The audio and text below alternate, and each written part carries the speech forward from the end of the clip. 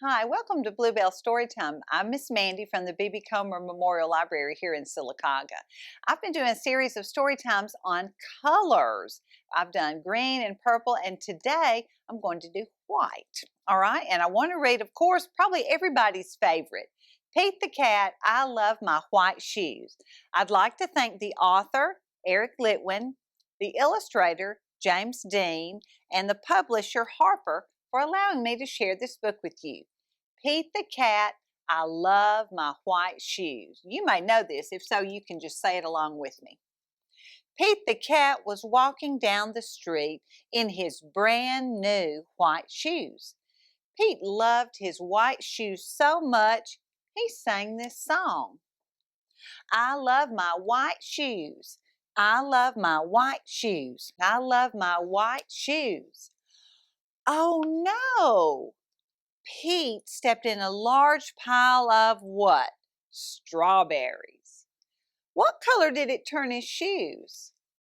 Do you know? Red, right. Did Pete cry? Goodness, no. He kept walking along and singing his song. I love my red shoes. I love my red shoes. I love my red shoes. Oh no. Pete stepped in a large pile of blueberries. What color did it turn his shoes? I bet you're right, blue. Did Pete cry? Goodness, no. He kept walking along and singing his song. I love my blue shoes. I love my blue shoes. I love my blue shoes.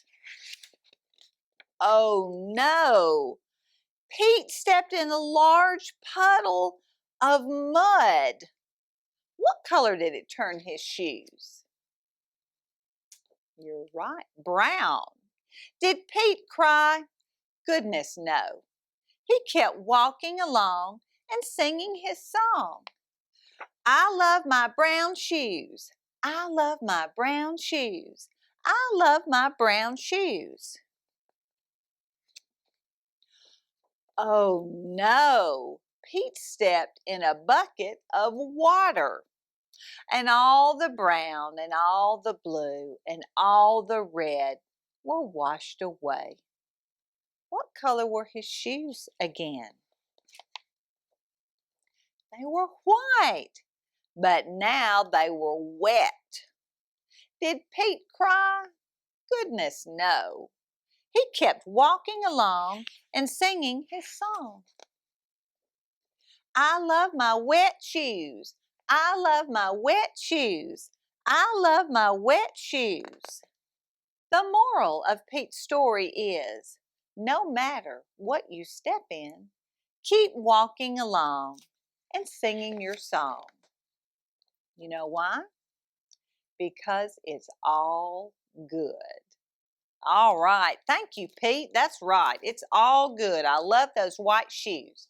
Now I want us to sing a song about lots of different colors, okay? Once you get the tune, I bet you can sing it with me.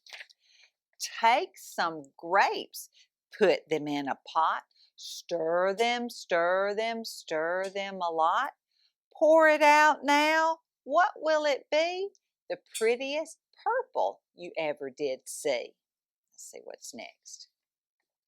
Take a lemon, put it in the pot, stir it, stir it, stir it a lot. Pour it out now. What will it be?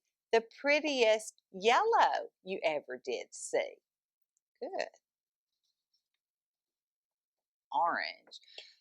Take an orange, put it in the pot, stir it, stir it, stir it a lot. Pour it out now. What could it be? The prettiest orange you ever did see. Now we're going to be like Pete now.